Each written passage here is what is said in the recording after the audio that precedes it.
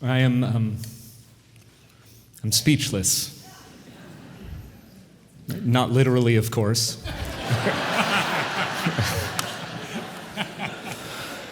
Brought a speech. Never trust a rabbi who claims I'm speechless. You've all blessed me tonight so generously. So now it is my turn to bless you. The model for blessing the congregation appears in this week's parashah, Shemini, the passage that my nephew Samson chanted so beautifully. Aaron lifted his hands toward the people and blessed them. He offered the requisite sacrifices, and then Moses and Aaron went inside the tent of meeting. And when they came out, they blessed the people, and the divine presence appeared to all the people. The rabbis, always attuned to the nuances of the text, observed a few peculiarities in the space of these two verses. The repetition of the blessing, the fact that Aaron blesses alone at the outset and then is joined by Moses, the brief and unexplained interlude when Moses and Aaron walk into the tent, and their immediate reemergence to bless the people a second time. I have thought a lot about this passage in the days and weeks leading up to tonight's celebration, and specifically 3 thoughts come to mind, each evident from the passage, and each increasingly evident over my years at WRT. First, that it is not good to go it alone. Second, that something amazing happens inside the tent of meeting. And third, that what we're supposed to be doing here is taking the blessing out of the tent and into the world. People often ask me, do you get nervous up there on the bima? And I say, no, not really. And that's because I never have to do this alone. I get to do this with the best people in the world. From the minute I arrived at WRT, I've gotten to do this alongside the greatest cantors and rabbis, with world-class musicians, teachers of Torah, and each of us always has each other's backs. From the original dream team of Rick Jacobs, Angela Buchdahl, and Stephen Merkel of blessed memory, to the dream team of 2024, my beloved colleagues in the front row. I have always felt so lucky to lead with a team. The Torah comments twice on the subject of going it alone, and both times it uses the phrase lo tov, not good. First, in the Garden of Eden, of the first human being, Adam, about whom it is written, Lo tov heyot adam levado, it is not good for a person to be alone. And so the human being is given a partner, an equal, a complement, chava, meaning life. Later, the Torah presents us with a young Moses, a Moses still finding his way in the wilderness, leading a community out of bondage, when his father-in-law, Jethro, observes him managing all matters for the congregation, big and small. And he warns that if he keeps this up, Moses is going to burn out fast. Jethro says to his son-in-law, Lo tov hadavar asher ata oseh, the thing you are doing, not good. Get yourself some help. It is not good to go it alone.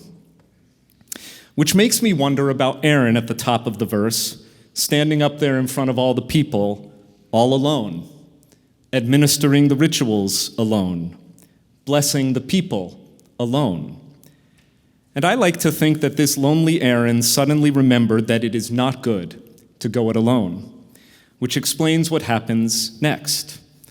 That he and Moses walk into the tent of meeting together and then reemerge together in front of the people.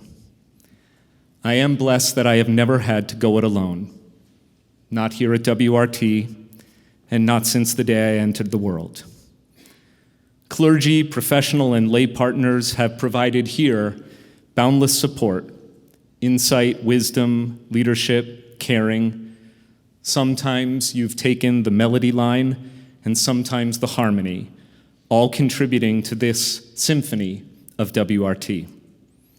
My heart swells with gratitude for all who have shared the mantle of leadership, and especially to my clergy partner, Amanda Kleinman, whose cantorate encompasses the totality of congregational service, from strategic planning to the cultivation of the next generation of leaders, from preaching and teaching to carrying our people in times of celebration and deepest sorrow, and whose friendship and patience, and in particular patience with me, have sustained my spirit on hard days, and who exemplifies the perfect mix of taking the work seriously without taking ourselves too seriously, and who, by the way, planned this whole shebango.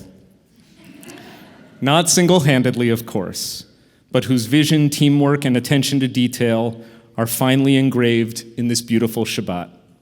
Amanda, it's a pleasure and an honor to lead with you and to learn leadership with you and from you. And I know that others had their hand in tonight's celebration. I know particularly that Nancy Michaels and Beth Eric have been tireless volunteers. I don't know everyone else who helped out. Surely everyone here tonight deserves at least part of the credit. Amy Rosberg, who oversees congregant relations and pastoral care, holds our community with love and with deep Jewish spirituality. Hers is often the first voice offering mazel tov or sympathy. I really don't know where I'd be without her, but probably it would be lost on my way to a cemetery in Queens. I'm so grateful. Without Ellie Kornreich at the helm of our operations, logistical, financial, and physical, the house of WRT could not stand. And without our volunteer leaders, the house of WRT would be hollow. Warren Haber, you exemplify dedication, not only to WRT, but to the Jewish people and the Jewish tradition, inspiring our whole community. With you as temple president, we should all feel blessed to know that we never have to go it alone. I come from a family that centered joyful Jewish living in our home and our hearts. I've been blessed to be part of a family that includes my parents, my sister and her family, including her husband Jonas and his family, my nephew Samson, who chanted Torah like a boss, my twin niece and nephew Shira and Jakey, and their father Dean, and many others who are with me tonight, either in the sanctuary or online, or in spirit, or in memory. Friends of the highest human caliber have given so much happiness and meaning to my life. What a thrill to have some of my closest childhood friends here. And 4 of my five college roommates, in addition to other friends from Amherst. We have been making one another laugh until it hurts for almost 33 years, usually at James's expense. He is the roommate who correctly surmised that a ski trip would be better than a Shabbat service. You mean the world to me, my friends, and I have been blessed by the immense caring and wisdom of my chavruta, my rabbinic study partner, teacher, and friend, Rabbi Jen Katsu. At the heart of it all, though, is Kelly, whose dedication to WRT deserves a celebration and a proclamation all her own with at least as many whereases. Kelly has shared the leadership of this congregation in ways both overt, co-chairing WRT's efforts to resettle 2 refugee sisters from Centrafrique, the Central African Republic, and what a beautiful surprise that Mariam and Ashta are here tonight. We welcome you.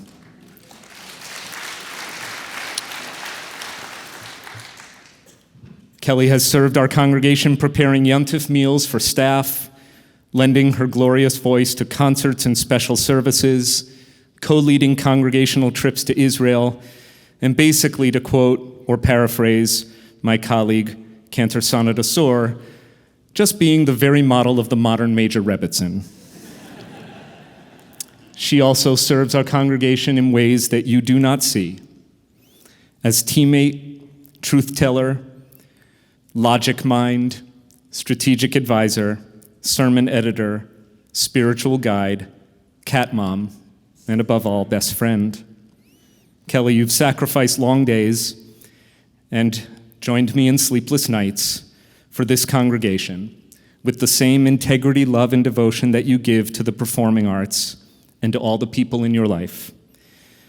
And I would say that includes your present work in the national tour of Girl from the North Country, the extraordinary musical featuring the music of Bob Dylan that had a critically acclaimed Broadway run before it was cut short by COVID. You can all go to northcountrytour.com to follow her ongoing journey, which resumes in Dallas next week. And yes, the irony of Kelly singing 20 Dylan songs every night, 8 shows a week, is not lost on either of us, given the fact that of the handful of things about which Kelly and I do not agree, the appeal of Bob Dylan's voice is foremost among them. Kelly, thank you for being the first half of Team McBlake. Thank you for all you give to this community. Thank you for loving me of all people. I love you. So Aaron walks into the tent, not alone this time, but with his partner by his side, and then they reemerge. Now the text doesn't tell us what happened inside that tent, but clearly something has changed, because as soon as they step outside, they bless the community, and for the first time in the book of Leviticus, the divine presence makes itself known to all the people. And this, I think, is the magic and the mystery of the synagogue. You go in one way, and you come out different. Something transformative happens inside this tent, something marvelous. You go in thinking, my children will get a Jewish education, or my kid will get a bar mitzvah, or I need someone who will conduct my loved one's funeral. But what you discover is that inside the tent, the world makes a little more sense than it does out there. The ancient sages conveyed wisdom that still matters in my life. There is more to my life than I realized. There exists a place where I am existentially less lonely. My simchas and my sorrows have a place where I can hold them, honor them, and re-enter my community transformed. A place exists where I can't exactly put my finger on it, and I may not use this language for it, but for lack of a better way of putting it, I felt as if I were in the presence of God. Did my beliefs change? Maybe, maybe not. But I changed. My sense of priorities, my sense of purpose, they changed. In the tent, my life changed. And besides, the point of Judaism was never to inculcate belief in God anyway. The point of Judaism is to make God's presence known in the world, which is why Moses and Aaron have come out of the tent in order to bring the blessing and the divine presence to the world. The point of Judaism is to live in such a way that gives hope and testimony to the possibility that in a world of dross, beauty is possible. That in a world of hurt, love is possible. That in a world of randomness and disorder, reason and order are possible.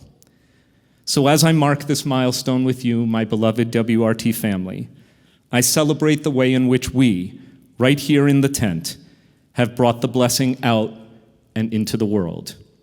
I rejoice when I hear that other congregations are singing a melody that was first sung here. I rejoice when other congregations follow our lead and transform their environmental impact through the zero waste initiative that we developed in the tent. I rejoice when WRT's engagement strategies, adult education initiatives, and creative holiday observances are emulated across the Reform movement and beyond. I rejoice when we travel to Israel, as Cantor Kleinman led our trip just 2 weeks ago, and are greeted not as tourists, but as B'nai Bayit, members of the home, part of the family. I rejoice when a guest at a Shabbat or a holiday service comes up to the bima afterwards and says, I've never been to a prayer experience like this before. I rejoice when I see people walk out of the sanctuary and remember that the parking lot is holy ground too. And if only for a few minutes, they remember that they learned derech eretz, common courtesy, dignified decency, menschlichkeit, here in the tent. I rejoice when the tikkun olam values that we teach here in the tent, the dignity of every human being, the need to cultivate multi-faith allies and friendships in a world that has no trouble generating new enemies for the Jewish people.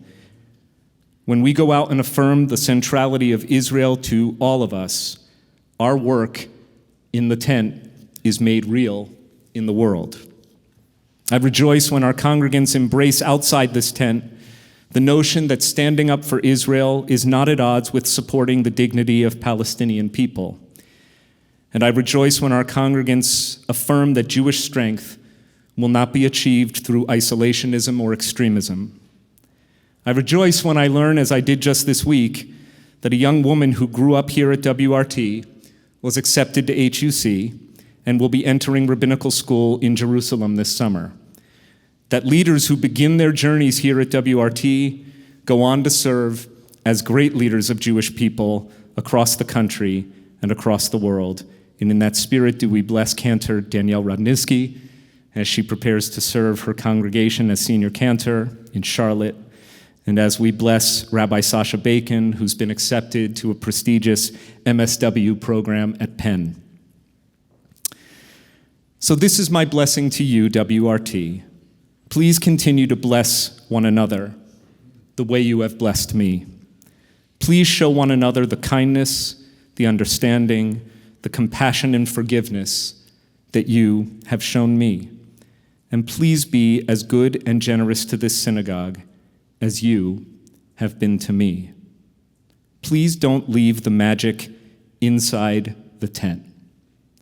Cantor Sonat Asor, Rabbi Citrin, Rabbi Bacon, Cantor Rodnitsky, Cantor Kleinman, you are all extraordinary spiritual leaders. WRT, don't leave the work to them. The world needs you, all of you, to bring the blessing out from here, and you will reveal the divine presence to all of God's children. Shabbat Shalom.